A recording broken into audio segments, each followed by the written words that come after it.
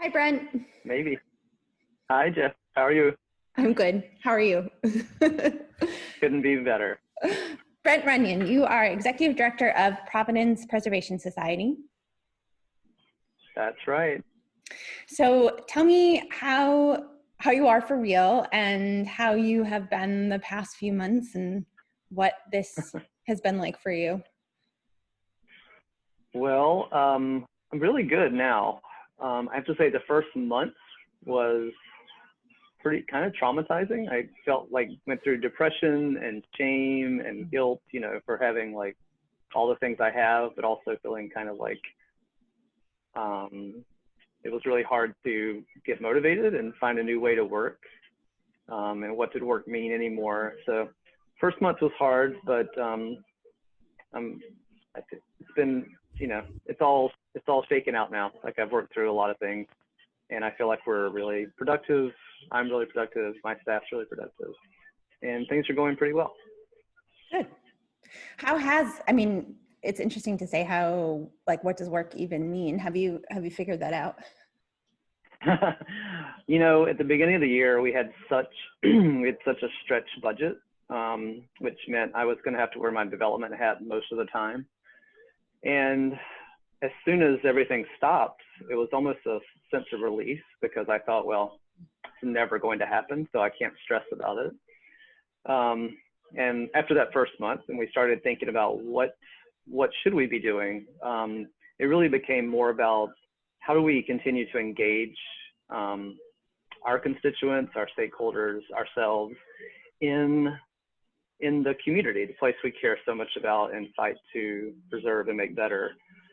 And so, through some exploration and trial and error, we've been able to do some, I think, innovative kind of small programs that didn't require a lot of planning or overhead to get off the ground. And so that has been like being able to kind of jumpstart those kind of virtual programs has really allowed us to reach people that we typically never see because everybody's so busy. And so that's been really great. So I think just that engaging the community in different ways has meant a lot in the last couple of months. So I'm really curious, since I have you, I'm going to ask, I imagine preservation is an interesting field to be in right now when we're having this, national conversation and local conversation about what, how we honor things and people in our past, and certainly seems relevant to your work. So I'm curious if you, and I know you all have done, thinking and reflecting on that. So I'm wondering if that is part of what you're thinking going forward or will influence programming for PBS. Yeah, for me, preservation, because I didn't study history in school, I was an engineer, so I never connected with history and literature. I always forget you were an engineer.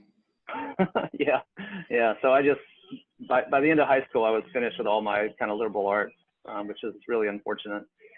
So how did you get into preservation? I worked for 4 years as an engineer, and then I became very involved in my neighborhood association, and we were feeling the pressures of institutional expansion and highway expansion, which is so common. And so that really got me into thinking about my love of architecture and advocacy. So preservation was a great fit. Yeah, but the place really connects me to history and helps me understand like historical timelines and events in ways that learning dates and names never did. So I feel like it's a really powerful tool for connecting us to our past, the good and the bad parts of it.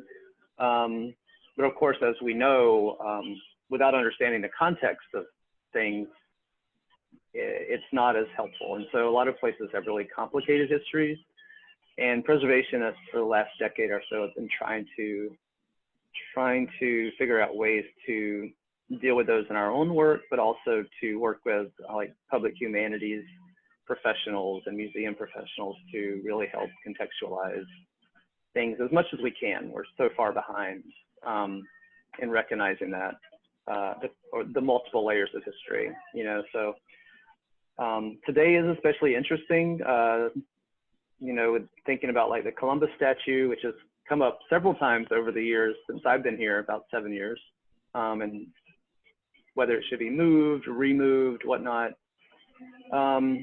It's not as obvious, I think, as like most Confederate monuments. But there is a lot about Columbus that is to be abhorred, and thinking about him being on a pedestal should give pause and should require us to analyze, why he's there and whether he should stay there. So that's one example of something we haven't fully gotten our head around. Like I said, I'm trained in preservation, not history or social sciences or sociology. So for me, it's not an obvious kind of choice, but fortunately people in Providence are really smart, thoughtful, and engaged in these kinds of conversations, which is one of the reasons I really love it here. So is there anything right now that is that you're feeling hopeful about, or anything from the past few months that you hope to bring with you into the future? Yeah, we had already started thinking about what our work means for the future. I would say when I first arrived here, we were fixing a lot of internal issues with our own properties, our board, our finances, everything. And our strategic plan was done 5 years ago. So we were really looking forward to launching a new planning process to think about how our work could help be transformational for people in place. Whether that means we transform a property or a neighborhood, but doing it in a really sensitive way that recognizes how preservation can have negative consequences for neighborhoods without a lot of power. And so we really wanted to get into that and think about how our work could be both similar to what we did in the 50s and 60s in revitalization, but in a completely different way that worked with a community to help build, deepen the wealth in the community rather than displacing it. So we were looking forward to that. It's pretty tough to plan right now. There's so many uncertainties. But what we have been planning for is training programs that use a social equity model to help people build skills in the traditional building trades. And a simple one is window restoration, which is fairly simple, but it does take some craftsmanship and some understanding. So we're launching that program this fall, just seeking money everywhere I can to do that. And I think we're going to be partnering with a couple of groups in Federal Hill neighborhood on a house to use it as a training house. So I think these kinds of initiatives are really exciting for me and my board and my staff, and just thinking about more direct, not just hoping that preservation happens, but really empowering people to make it happen while also building their own wealth and knowledge. I think those things go hand in hand, and they should go hand in hand. Anything on the personal side that you're feeling hopeful about? Have you written that novel yet? Is it a novel? I don't have a novel. It's not a novel. It's maybe a book on an architect. Oh, right. But okay. No, I haven't worked on it once. No. Yeah, good question. I don't know. I'm just feeling very content with my life. My house all the projects are getting done, which is satisfying. Looking forward to spending time with friends, getting out on the water for the 4th.